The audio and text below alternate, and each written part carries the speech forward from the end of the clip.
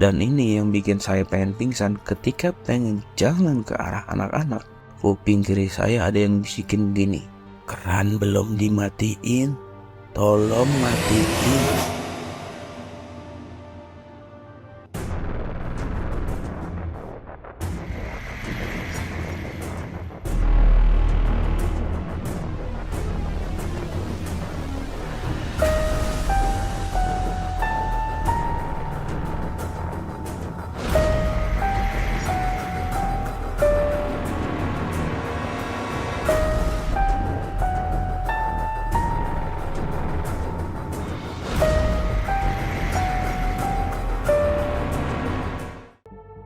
Untuk cerita kali ini, kami masih akan kembali menceritakan sebuah cerita yang diangkat dari thread Kaskus.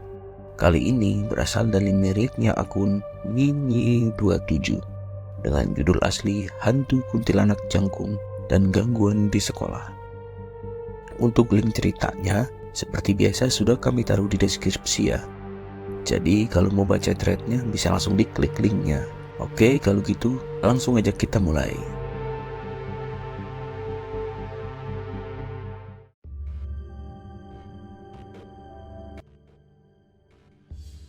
Tahun 2011 yang lalu, saya masih bersekolah di sebuah SMP dan saya tinggal di daerah Depok. Saya tinggal bertiga bersama kedua orang tua saya. Pada waktu itu, ibu saya punya warung makan di dekat proyek komplek itu. Warung ibu saya saat itu laku keras. Gimana nggak laku, yang makan kuli bangunan semua, yang makannya banyak banget. Itu kompleknya bekas tanah kosong. Banyak pepohonan kayak hutan gitu, tapi dibeli sama orang untuk dijadikan sebuah komplek perumahan. Singkat cerita, ibu saya selalu berangkat jam 4 pagi untuk masak menunya. Dia nggak kerja sendirian, dia dibantu sama temannya yang adalah tetangga kami untuk masak. Ibu saya bangun langsung siap-siap bawa kompor dan menuju warungnya. Jam 4 pagi siap-siap on the way lewat jalan setapak nih. Sepi sunyi gitulah kondisinya saat itu. Ketika ibu melihat ke sebelah kiri, di sini penampakan dimulai. Ibu saya melihat kuntilanak yang tinggi besar. Kira-kira setinggi tiang listrik dengan rambut panjang sampai tanah dan kakinya terbungkus kain warna putih kayak kain kafan gitu.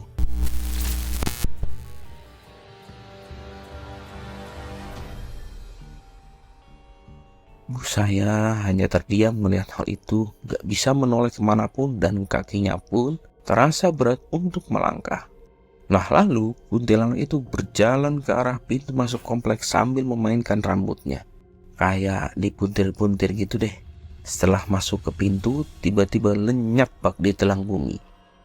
Tapi salutnya sama ibu saya tuh bukannya pulang lagi ke rumah, tapi malah ngelanjutin ke warung untuk masak. Gila banget. Terus yang jadi pertanyaan, kenapa bisa setinggi itu ya kuntilanaknya? Oke, lanjut lagi. Kali ini ceritanya tentang gangguan yang ada selama saya masih sekolah.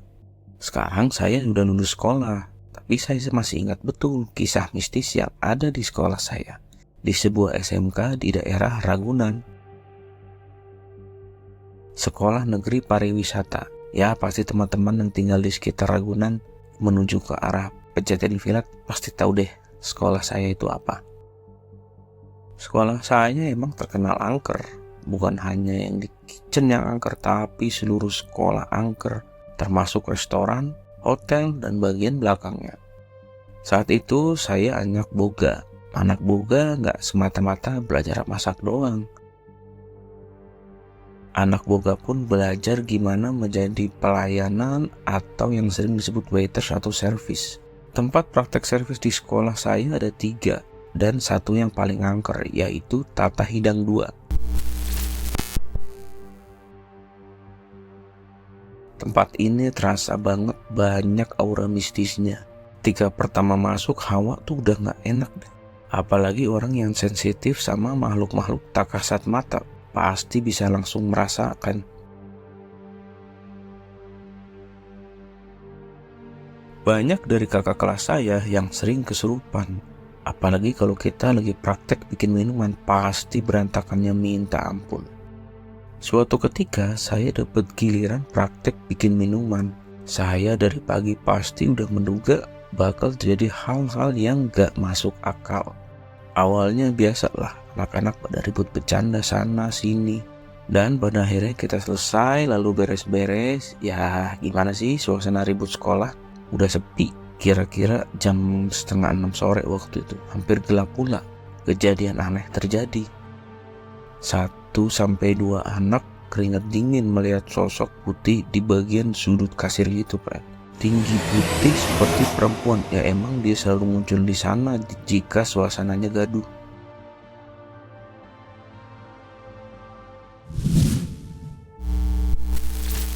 Mungkin dia terganggu. Teman aneh keringat dingin dan gak bisa ngomong, jatuh kayak pengen pingsan. Kan aneh kalau jatuh serentak bareng-bareng ya. Semua pada heboh, teriak sana sini, dan lagi-lagi kali ini semua anak yang berada di ruang itu kaget. Karena guru lagi pada ke ruang guru nih.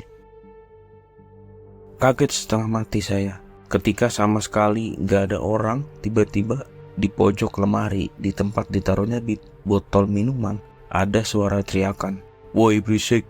Itu suaranya gedenya minta ampun, dan suaranya kayak serak-serak basah gitu. Dan gak mungkin itu suara keluar dari mulut teman-teman saya. Saya diam lemes sama anak-anak. Bukan main kagetnya. Udah tuh buru-buru beresin dan dipel-pelin sampai bersih. Anak-anak udah pada siap untuk pulang. Sebagian memanggil guru untuk pamit pulang. Ketika pintu mau digembok, betapa kagetnya saya ketika dengar suara pintu lemari bersuara. Seperti ada orang yang nutup pintunya tapi kenceng banget. Saya dalam hati ngomong, padahal teman-teman udah pada bersihin rapiin masih aja diganggu. Maklum friend, teman saya rata-rata nih cewek semua. Ya ada lah cowoknya 4 orang. Setelah dengar suara itu, saya dan teman saya yang cowok memberanikan diri untuk masuk ke dalam untuk mengecek apa yang bunyi tadi. Saya periksain satu persatu, gak ada yang berubah. Dan ini yang bikin saya pengen pingsan ketika pengen jalan ke arah anak-anak. Kuping kiri saya ada yang bisikin gini, "Keran belum dimatiin, tolong matiin."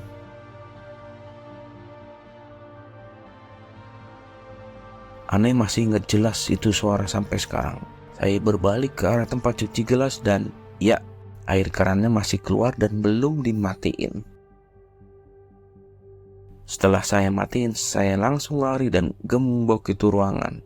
Berdoa sebelum pulang dan pulang dengan hati was-was campur trauma. Oke teman-teman, terima kasih yang udah nyimak episode kali ini. Kalau teman-teman ada yang punya cerita horor kisah nyata, boleh dikirim langsung ke DM IG kita ya, di @ririwastorychannel. Ketemu di episode berikutnya, sampai jumpa, bye.